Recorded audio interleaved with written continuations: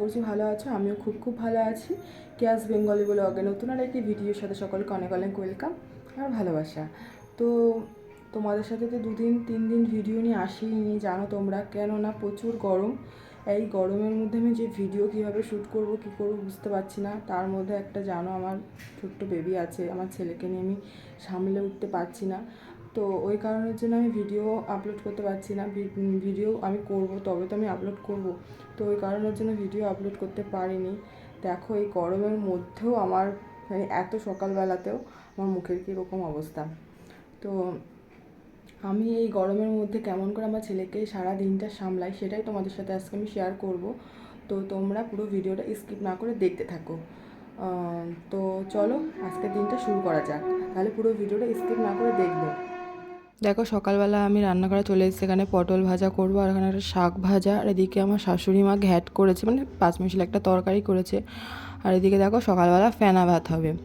আর এদিকে আমি সকাল সকালে তারপরে দুধ বসিয়ে দিয়েছি, তো দুধটা গরম করব, তো খেয়ে নেবো তারপরে। আর এদিকে দেখো ভাজাভুজিগুলো কমপ্লিট করছি, কারণ ফেনা ভাত আমার না এখন ইদানিং ফেনা ভাতটা এত ভালো লাগছে, আতপ চালের ফেনা ভাত বেশ ভালোই লাগে খেতে। তারপরে দেখো এই দুধটা খেয়ে নিচ্ছি।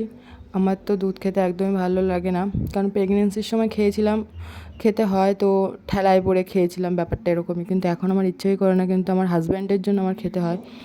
তো ও আমাকে এতটাই বকা দেয় যার জন্য আমার খেতে লাগে, কারণ আমার দুধটা একদমই অপছন্দের একটা জিনিস, আমার খেতে ইচ্ছাই করে না। তারপরে দেখো যেখানে বসে খাচ্ছিলাম তার পাশে জানলার যে ভিউটা আমার খুবই ভালো লাগে, যে এখানে বসে খেতে বাইরের দৃশ্যটাও দেখতে পারি আর মানে খেতেও পারি, বেশ ভালোই লাগে। তারপরে দেখো আমার হাজব্যান্ডের জন্য খাবার গুছিয়ে নিয়েছি, ও তরকারিটা খায় না, তো এটাই খেলো। তারপরে আমি ঘরটা ঝাড় দিয়ে নেব,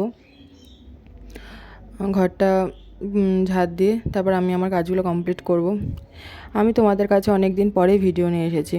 দেখো তোমাদের আবার বলছি, একবার তো বলেইছি, আমার এই বাচ্চা নিয়ে মানে আমার বাচ্চা আমার ছেলেকে আমার শ্বশুর শাশুড়ি আমার হাজব্যান্ড বাড়ি থাকলে ও অনেকটা হেল্প করে আমাকে, কিন্তু তবুও কোথাও গিয়ে একটা তো মাকে তো দরকারই হয়, জানো, একটা বাচ্চা যতই বলো সবাই দেখলো মাকে তো দরকার হয় না।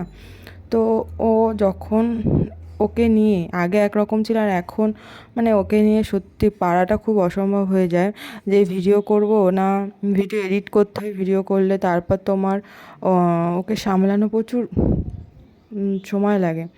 তারপরে দেখো আমার হাজব্যান্ড একটা লস্যি বানিয়েছে, এত গরমের মধ্যে ও প্রায় এইগুলো করে। আর এদিকে দেখো কাপড়গুলো আমি ওর নিজের জামা কাপড়গুলো সব আমি কেচে নিয়েছি, কেচে কুচে স্নান টান করে তারপরে পুজো দিতে চলে এসেছি। দেখো আমার গোপুসোনাকে কেমন লাগছে তোমরা বলো। এই আমার গোপুসোনার জন্যই আমার গোপুসোনা এসেছে। তো ও আমার গোপুসোনা, মানে কেউ হয়তো হাসি ঠাট্টাও করতে পারো জানি না, কিন্তু আমার কাছে ওই আমার গোপুসোনা। তো যাই হোক, তো যেটা বলছিলাম, তো ওকে নিয়ে আমার সারাদিনটা কাটে। তো ওকে তো আমি তোমাদের এখনও দেখাতে পারছি না, তো কয়েকদিনের মধ্যে ওকে আমি দেখাবো। তোমরা আমার সাথে থেকো, তবে তারপরে তোমাদের ঠিক দেখাবো ওকে। আর এদিকে দেখো বিকেল হয়ে গেছে, প্রচুর মেঘ করেছে আকাশে, তো সেটাই তোমাদের দেখাচ্ছিলাম। তো কোথায় কোথায় বৃষ্টি হচ্ছে বলো, আর কে কোথা থেকে ভিডিওটা দেখছো আমার সেটাও কমেন্ট করে অবশ্যই বলো। আর কোথায় কোথায় বৃষ্টি হচ্ছে, আমাদের প্রায় একদিন দুদিন পরপর তো বৃষ্টি হচ্ছেই। তো তোমাদের কোথায় হচ্ছে?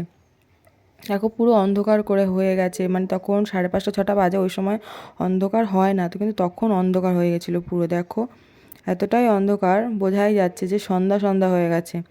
তো তারপরে দেখো এবার বিদ্যুৎ এতটা পরিমাণে বিদ্যুৎ চমকাচ্ছিলো, প্রচুর বিদ্যুৎ চমকাচ্ছিলো। তোমাদের তো আমার ছেলেকে দেখাতে পারছিলাম না, তো দেখালে বুঝতে পারতে যে ওকে আমি তারপরে আমার হাজব্যান্ড কোলে নিয়ে বসে আছি, মানে এতটাই বিদ্যুৎ চমকাচ্ছিলো, আমরাই ভয় পাচ্ছিলাম, তা ওইটুকু ছোটো বাচ্চা ও তো ভয় পাবেই বলো।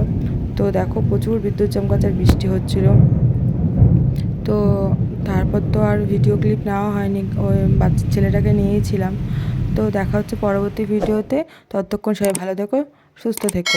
আর আমার চ্যানেলটি অবশ্যই সাবস্ক্রাইব করে দিয়ে পাশে থাকা বেল বাটনটি অবশ্যই বাজিয়ে দিও, যাতে পরবর্তী ভিডিও সবার আগে তোমার কাছে গিয়ে পৌঁছায়।